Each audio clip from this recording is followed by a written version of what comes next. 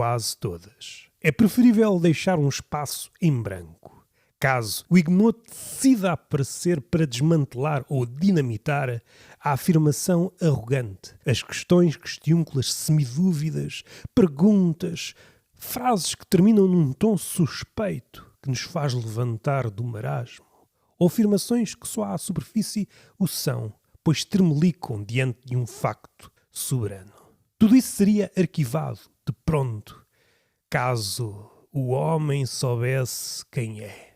Tudo arquivado no seu dossiê, ou em vários, pois há temas merecedores de maior arquivo. No entanto, talvez, se calhar lucidamente, socorrer-nos-íamos naquela frase atribuída a Nietzsche, não há factos, apenas interpretações, e chegaríamos talvez à agridoce conclusão: não há muita coisa a dizer sobre o amor, foi muitas tangentes, não há muita coisa a dizer sobre a morte, muitas tentativas e por aí vai.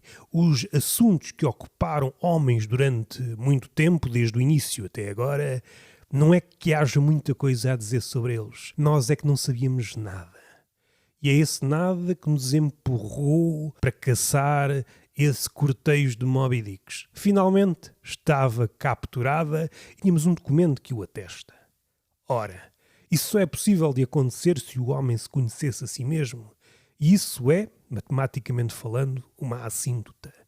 Só seria possível diante do infinito, se preferirem, cara a cara com Deus.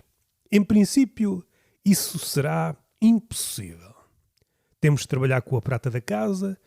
Agora, mais lucidamente, recuamos. Recuamos, não sei se pelo medo, se pelo pensamento. Eu farto-me de dançar e só recuo. O pensamento, como diz o Paul Quignard, o pensamento isola-nos, dá-nos um casulo e, se for frutífero, sairemos outro bicho. Mas um bicho mais indómito, um bicho mais amigo da solidão, parece-me. Tudo isto são frases curtas, pois eu não sei quem sou. Ninguém sabe. E aqui talvez possamos interferir na ideia de Horácio, do Médias Res. Ora, se não sabemos quem somos, desconhecemos o início. Apanhamos-nos, caso consigamos fazer, a meio do caminho. O máximo que nós conseguimos fazer é apanharmos-nos no meio do caminho, numa trajetória. E nem sei se conseguimos acompanhar a trajetória toda. O projétil já está no ar. Como diz a psicanálise, não vamos ver o fim. O início é-nos desconhecido. Podemos especular sobre os dois. Somos especuladores a toda a brida. E há alguns ali no meio, mas também não é no meio. Se supormos que o meio é o cume da existência, quando estamos no cume, e o cume, fisicamente falando, é quando há uma suspensão, é quando a cinética ou o vetor da cinética se inverte, há um movimento ascendente e depois há um descendente. Nesse momento em que não há velocidade e a gravidade começa a fazer o seu trabalho, até ali é como que a gravidade estivesse com mãozinhas amigas. Eu estou-te a puxar para baixo, mas ainda não conheces o meu verdadeiro poder. E é nesse momento, o potencial máximo. Se ironizarmos em torno deste termo, para a física é uma coisa e para o cotidiano é outra, é muito engraçado que a seguir ao potencial máximo surge a queda propriamente dita. Uma queda muitas vezes abrupta ou então acompanhando quase como um reflexo da subida. E se encararmos a trajetória nesse aspecto, é claro que há forças a fazer com que isto não seja perfeito, não é um reflexo perfeito, mas supondo que é possível, para bem do nosso pensamento em torno disto, a subida tem o seu reflexo que é a descida. A descida é o reflexo da subida. Houve um ponto intermédio, um ponto muito esquivo, que não é percepcionado quando nós estamos lá. O ponto potencial máximo, o cume, o sítio onde o sábio supostamente floresce, é mínimo, é indetetável quando estamos lá. É só visto a posteriori. Só quando olhamos para trás. Rapinemos algumas ideias em torno que o olhar para trás é sempre danoso. O que aconteceu a Eurídice ou outras figuras, a estátua de sal, ou outras que abundam, seja na Bíblia, seja até nas Mil e Uma Noites, ou noutros livros quaisquer mais antigos. Aliás, é sempre essa impossibilidade de olhar para trás. Mas mesmo que aconteça, parte de nós petrifica. parte de nós transforma-se numa estátua de sal, parte de nós vai irremediavelmente para o inferno. É como se parte de nós se adiantasse à morte. Quando estamos na fase descendente, que pode ser ou não esculpida elegantemente na medida em que ficcionamos. E isto porque não sabemos quem somos. Nós estamos a ver isto como se nos imaginássemos outra coisa. Há um desdobramento entre aquele que está nessa trajetória e o observador. Não havendo orçamento para mais pessoas, nós temos de ocupar estes sítios todos. Podemos ainda complexificar este exercício. Um observador para o observador e assim sucessivamente uma cadeia de observadores para apurar o processo. No entanto, somos só a energia é limitada, estamos de alguma forma a fugir do assunto. Aquilo que o David Foster Wallace disse em torno da meta-abordagem, podemos fazer isso para nós próprios. Em torno da nossa suposta ascensão e decadência, nós podemos criar todo um mundo de ficções. Eu crio um gráfico da minha existência, partir de algum sítio, e eu estou em crer que a existência do homem é uma espécie análoga ao movimento do homem-bala, somos disparados de um canhão. Nós, quando estamos no canhão, há um sítio escuro. O canhão é um útero, somos disparados graças à pólvora e há algures no percurso. Talvez antes do cume nos percepcionamos, talvez antes do cume haja uma indicação sobre aquilo que nós somos. Mas sempre em médias res. Daí que é só possível narrar, seja o que for, em médias res. Não conspurquemos isto, qual marketeer com o storytelling. Como diz o Byung-Chul Han, é preciso fazer aqui um corte entre o storytelling, tantas vezes propalado, como se fosse a única forma de chegar às coisas. Não há forma de chegar ao homem, por via nenhuma, mas se há coisa que nós podemos dizer categoricamente, que é das poucas coisas que nós podemos dizer assertivamente, não é possível chegar ao homem pela via do storytelling. É impossível. A narração faz o melhor que pode. O amor faz o melhor que pode. A nossa ideação em torno da morte faz o melhor que pode. E o artista, e mesmo o homem à paisana, o que faz é regressar. É sempre o regresso. Na consumação do regresso somos uma espécie de Ulisses a quem já nem o Argos passa cartão. O Argos já não sabe se está vivo, se está morto, mas regressamos ainda assim e já não sabemos se a Penélope está com outros ou não. Já não sabemos se temos a vontade de reincidir num remake do Massacre dos Pretendentes. Nós chegamos a Ítica de Rastos, interiorizamos a cena do mendigo e em vez de acharmos perturbante o regresso e nos vir à memória, é impossível banharmos-nos no mesmo rio duas vezes, é impossível regressar ao mesmo sítio duas vezes, porque o sítio não nos espera por nós. O sítio está a caminhar em direção à sua ruína. E nós também, cada um à sua velocidade. E mesmo que fosse possível fossilizar o sítio, já é um oxímoro, fossilizar a vida implica a sua morte, o seu casulo, e seria um ato mais desumano possível. Se tivéssemos o poder de um Deus, gerar uma nova Pompeia, cristalizar aquela cidade. Ora, esta cidade cristalizada, empalhada, não é aquela que nos serve. O nosso pensamento, o nosso coração partiu rumo a essa ideia inocente que era possível regressar àquele ponto. E muitas vezes à infância, muitas vezes são apiadeiros biográficos onde fomos felizes e acreditamos que vamos comprar tabaco, seja esse tabaco literal ou figurado, um descaso ou uma guerra, sendo tripas de cavalo de Troia ou o seu jockey, o regresso a certa altura é desejável, mas consumado percebemos que é impossível. É impossível regressar, seja onde for. Mas mesmo que fôssemos dotados de um poder capaz de conservar uma cidade que estivesse em uníssono à nossa espera, como se fôssemos a peça fundamental. Mas mesmo isto, e já podemos saltar para a história, ou mesmo no caso português, Portugal está à espera do Dom Sebastião, não é? Portugal, entretanto, tornou-se outra coisa. E às tantas, mesmo que Dom Sebastião regressasse, já não estaria à altura para nos renovar. Já somos outra coisa. O mesmo é válido para aqueles mitos mais antigos, sul-americanos, que estão à espera de deuses. No fim, é sempre a variação da mesma coisa. Há alguém que se vai embora, neste caso é a cidade que espera por essa figura, que pode ser um homem ou um deus. Ao longo do percurso, até nos esquecemos do nome do deus. Essas culturas sul-americanas que esperavam Quetzalcóatl, que fugiu num barco, aguardem o meu regresso. Chegou um momento em que já vivemos, já morremos, já passámos por tudo. O que é que tu vens fazer agora? Se um gajo saísse, fosse mejar à floresta e regressasse, podia ser que a cidade ainda necessitasse dele. Mas a cidade e os homens que a compunham aprenderam a viver ou a não viver sem esse Deus, sem esse Dom Sebastião. E às tantas até confundimos. O nevoeiro não é o nevoeiro. O nevoeiro a aparecer de onde se assumiria o Dom Sebastião, um Quetzalcóatl, ou essa figura que traz com ele a promessa de um começo vigoroso, nunca antes visto, não é um nevoeiro, é um smog. E o smog ao aparecer traz-nos a destruição, escavaca os nossos pulmões em uníssono. E a nossa última respiração é morrer com esse nome atravessado nas goelas, já tartamudeado, já não pronunciado como um grande tenor. Voltando a Ulisses, é impossível regressar. Nós damos-nos conta na vida disso. Deixamos coisas em aberto, projetos em aberto, pessoas em aberto, e transformamos o mundo no nosso grande ateliê. Somos egoístas, por isso, um dia regresso aqui, regresso a este sítio, regresso a esta pessoa, mas mesmo que as pessoas se mantenham fechadas nessa definição, e seríamos um grande classificador do género, passa a brincadeira, Plutarco compôs as vidas paralelas. Conseguíamos saber e comparar essas vidas e chegados novamente ao sítio, tudo se mantinha dentro das nossas cogitações. Mas há um detalhe.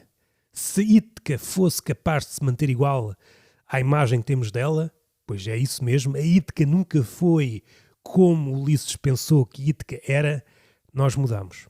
Pelo facto de termos convivido com Aquiles, termos conhecido todas as manifestações da cólera, termos conhecido as tripas de um cavalo, termos visto o tempo a acampar na nossa cara em forma de rugas, termos pernoitado tempo demais em certas ilhas de deusas ninfomaníacas, termos conhecido o Cíclope e a sua visão literalista, termos disfarçado num rebanho, termos sido seduzidos pelas sereias e as sereias continuam aí. E se elas não morreram é porque continuam aí.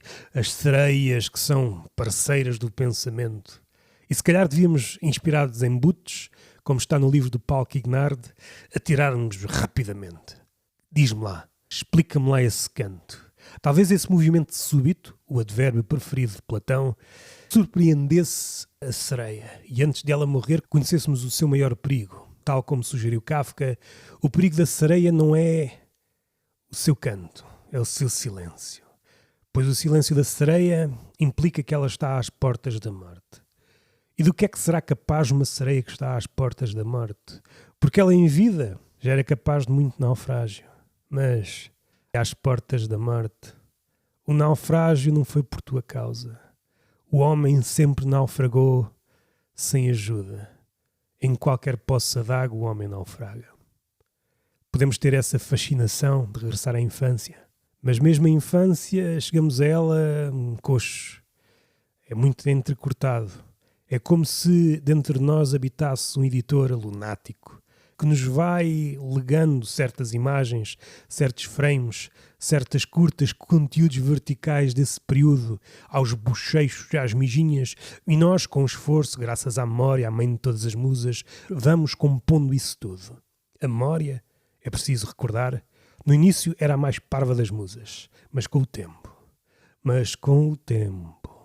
E era também um dos corvos de Odin. Odin fazia-se acompanhar com 2 corvos. E talvez essa proximidade nos ombros de Odin, e pegando naquela frase atribuída a muita gente, e por isso já não sei o seu verdadeiro autor, nós que subimos aos ombros dos gigantes. E talvez os corvos, a memória, pensamento, ao subirem para os ombros de Odin, nos pudessem, em diálogo, dizer alguma coisa sobre nós. Mas já estamos tão distantes desse tempo. Não sei nada sobre mim. E tudo o que eu possa dizer sobre aquilo que fui e aquilo que serei está condenado ao fracasso. E se me quiser desembaraçar da postura de iconoclasta, não ver em mim nenhum ídolo. E toda a minha frase e todo o meu poema for uma marretada na construção que eu tenho de mim mesmo, na construção que outros e eu faço de mim mesmo. Não enveredemos por construções literárias como as de Pirandello, Ninguém Sem Mil. Eu sou uma infinidade.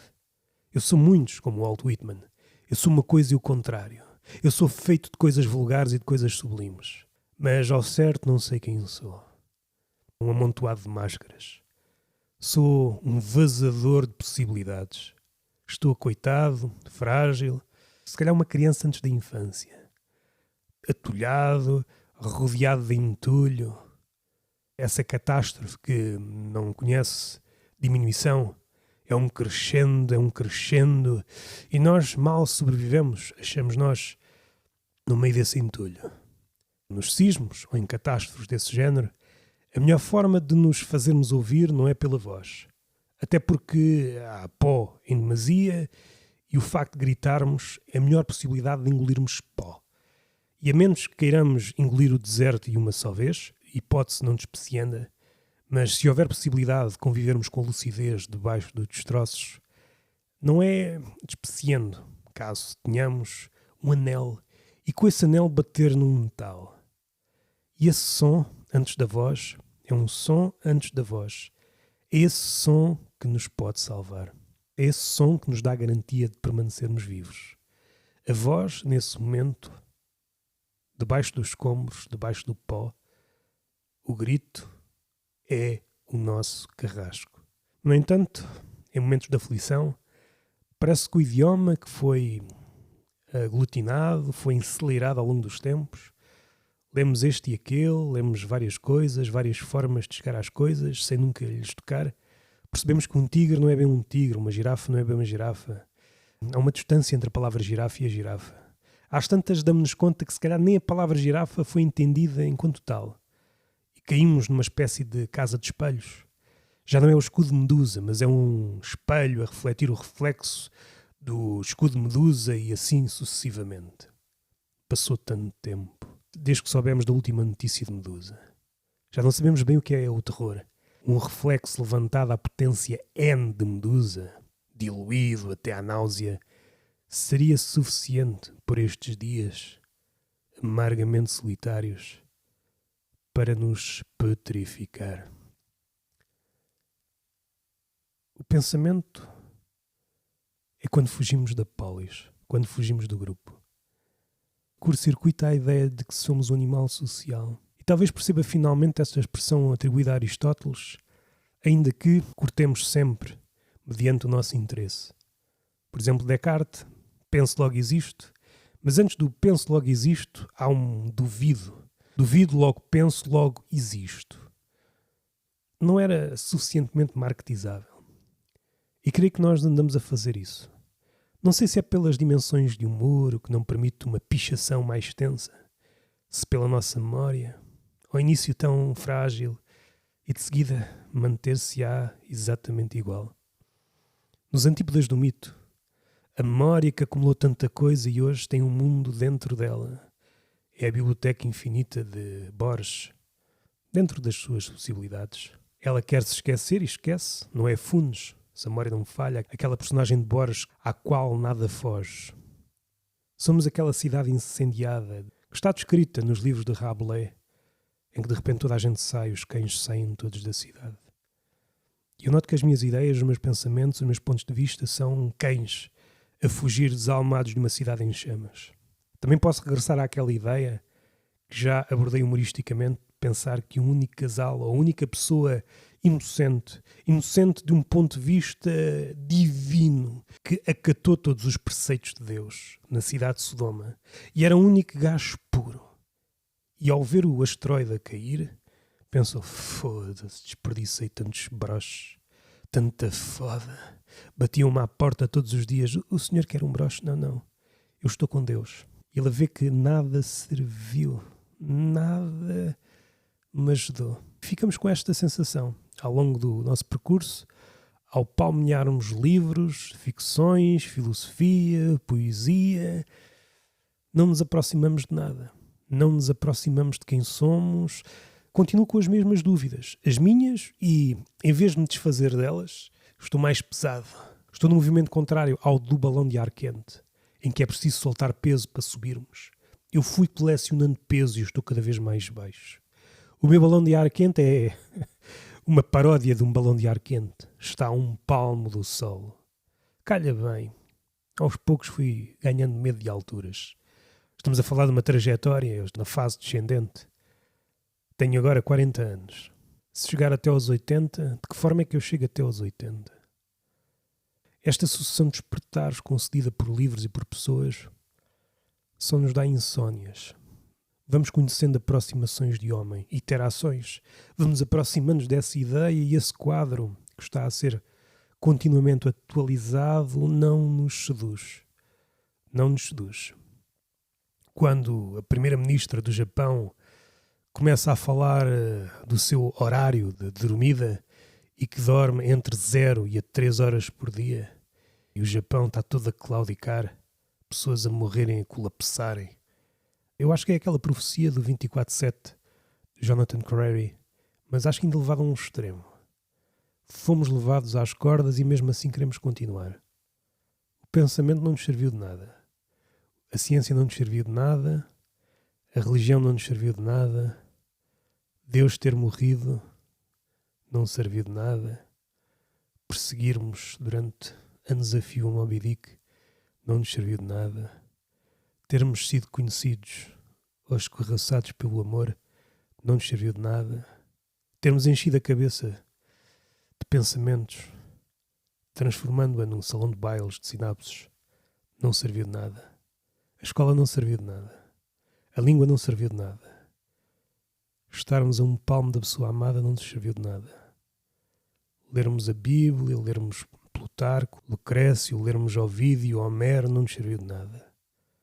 Lemos a Odisseia e entramos e saímos tal qual o que não somos. Mas tudo isso talvez tenha sido sintetizado naquela expressão aparentemente comezinha de Fernando Pessoa. Nós andamos sempre a carambolar entre ideias daquilo que fomos e aquilo que seremos. Nós somos o eterno bloco do qual deveria sair o David, com uma peixinha pequena, mas de que não sai nada. Andamos a orbitar qual Miguel Ângelo Tantã. Tínhamos uma potencialidade do caraças. Reconhecemos a posteriori aquele ponto alto do qual já ouvimos histórias, pois podemos conhecê-lo mais ou menos logo que se principia a descida, mas ao longo da descida, e o ponto final da descida, a consumação da trajetória é a morte, da qual ouvimos histórias. A mesma coisa em relação ao nascimento, do qual ouvimos histórias. E o como vai aos poucos sendo mitificado, seja valentemente, seja transformado em inferno. Começamos a rir-nos quando parodiamos a frase de Pangloss: afinal não vivemos no melhor dos mundos possíveis, vivemos no melhor dos infernos possíveis. A forma como subvertemos a altura do cume diz muito do que somos. Aquilo que somos é um sapo difícil de engolir. Felizmente não o engolimos. E ficamos nesta perpétua dúvida, da qual saem todos os movimentos. As coreografias que pomos em palco ou na vida brotam dessa impossibilidade de engolir o sapo. Indo para a pessoa que ele foi muita coisa e se calhar testou todas as hipóteses, várias máscaras e nunca se alcançou ele próprio. Que sei eu do que serei, eu que não sei o que sou. Muita gente faz projetos para o futuro, trabalhar-me para ser isto e aquilo no futuro, mas tu não sabes quem és.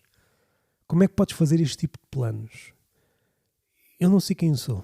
Não sei quem eu sou. Sei que muito daquilo que sou devo ao tédio. O tédio foi o meu grande professor. Durante a infância e a adolescência, fiz-me em virtude do tédio. Se o tédio não me matou a mim, não me matará ninguém.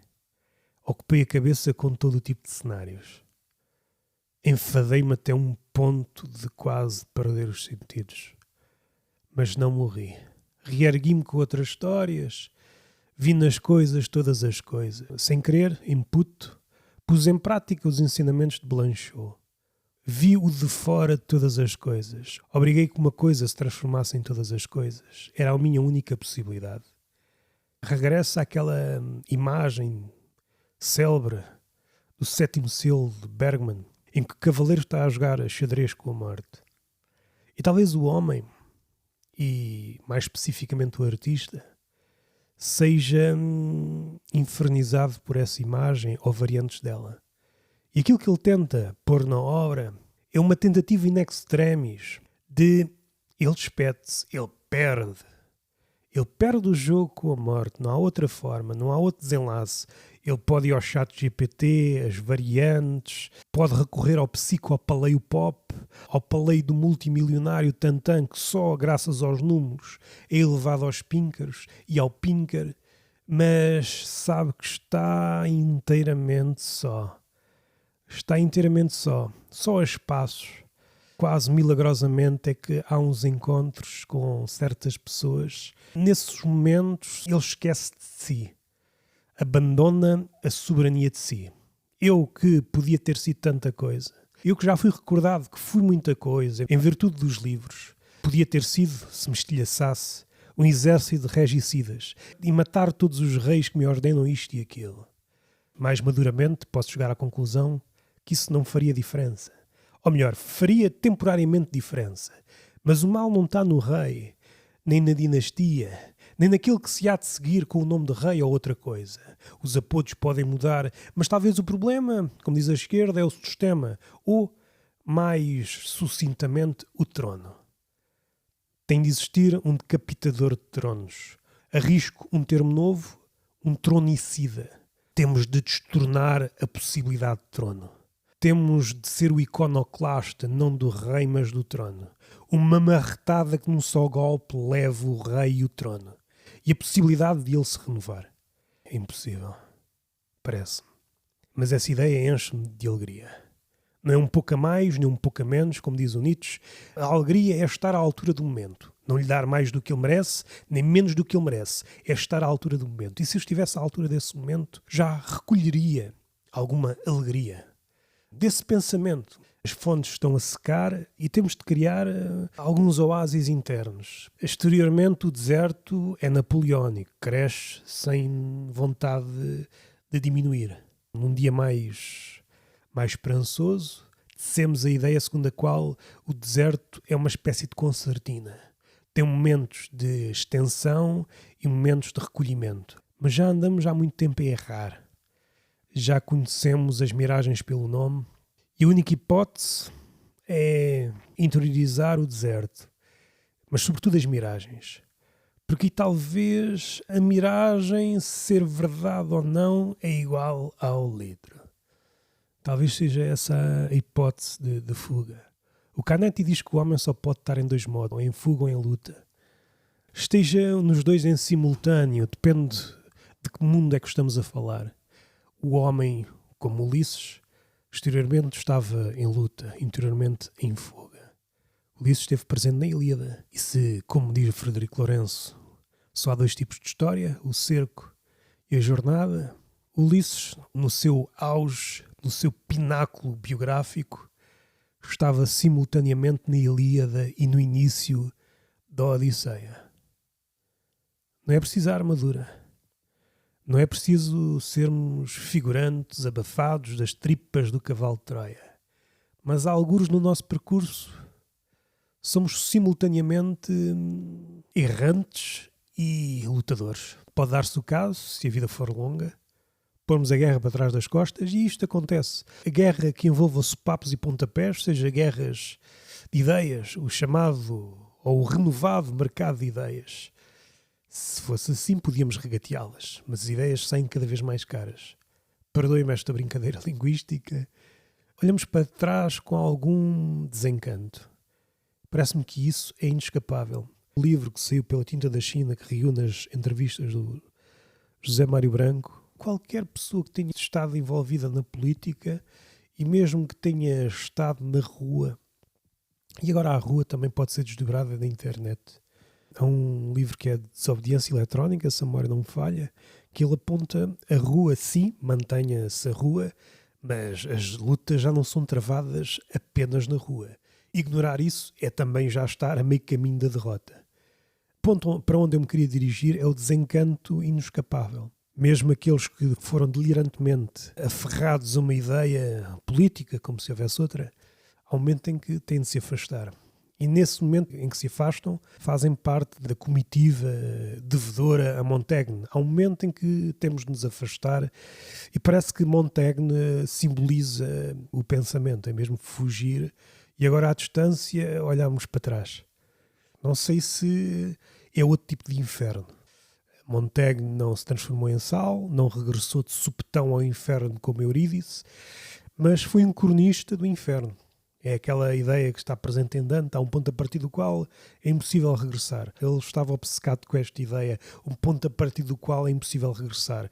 Na Divina Comédia atribuiu isso às portas do inferno, na Vita Nova, se é assim que se diz, já vai longe. O homem também não consegue tirar da aljava ideias novas todos os dias. Às vezes há setas que já foram usadas e retirámo-las de um cadáver fez o seu trabalho. Serve para matar outras coisas. Serve para matar ou para espantar outros bichos. Voltando à ideia de pessoa que saiu do que serei. É impossível. O que é que eu posso dizer sobre aquilo que serei? Quem serei eu daqui a 20 anos? Depende.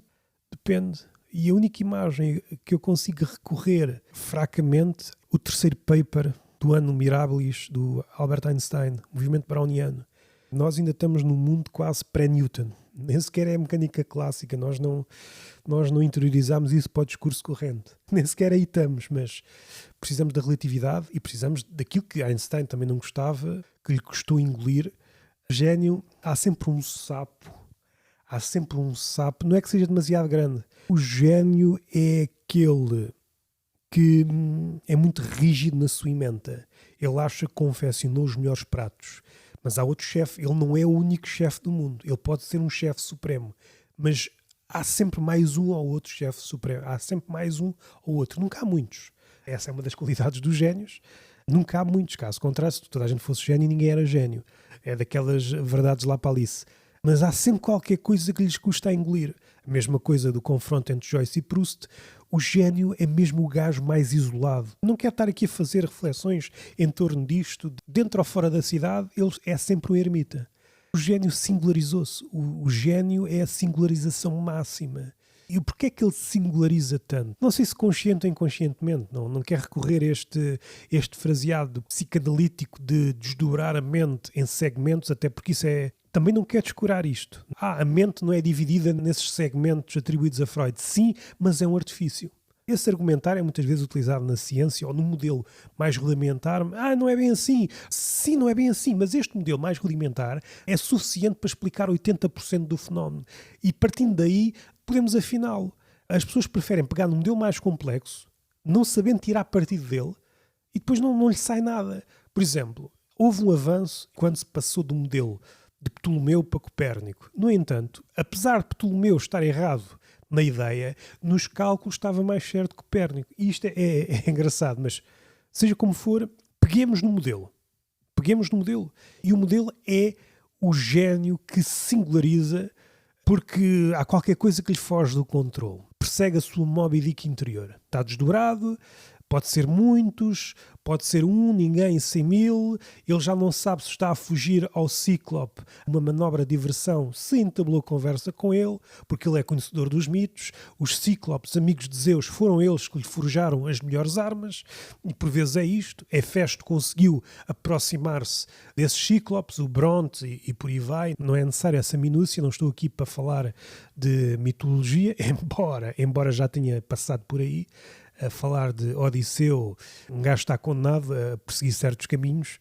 O projeto do artista, do escritor e todas essas variantes de homens que se singularizam, que trabalham como metal fundente para, qual Hefesto, criar um machado a ponto de rachar a cabeça de Zeus e daí nascer uma Atena.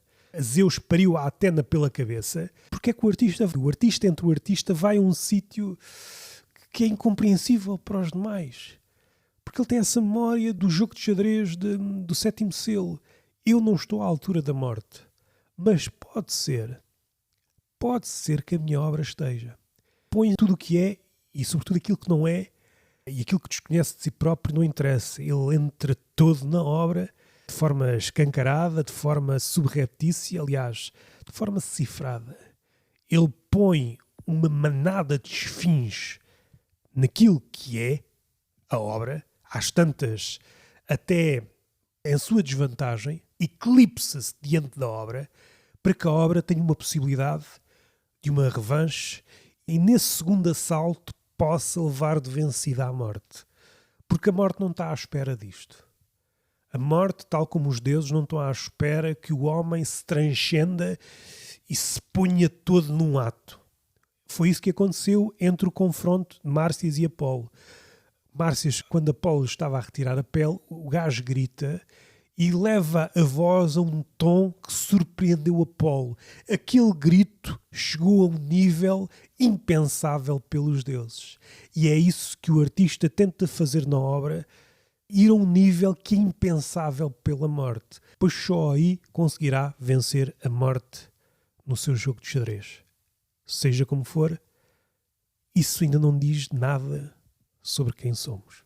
Nós continuamos à procura. Na pele de perdigueira andamos à procura de pistas, mas não andamos com a caça. Isto inebria-nos, né? Andar à procura. Mas se, como diz Pessoa, eu não sei de nada sobre o que sou, como é que posso saber sobre o que serei? Isto só pode ser visto na perspectiva cómica. Nós perdemos muito tempo a pensar sobre nós, sobre tudo o que seremos. E o que fomos também, muito graças ao pendor da infância, em virtude do psicopatois.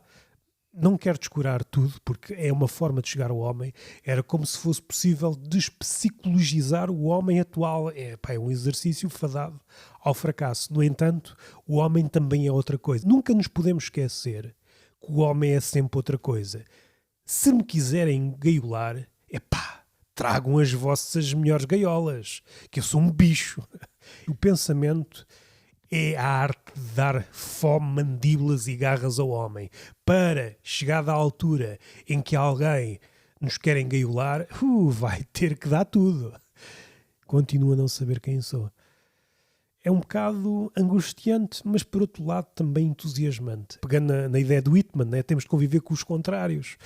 Por um lado sou feito de coisas vulgares e por outro composto por coisas sublimes, acho eu. Se por um lado tenho angústia, por outro lado tenho curiosidade. É uma curiosidade que nunca alcança o seu objetivo. Tem de ser uma curiosidade inocente.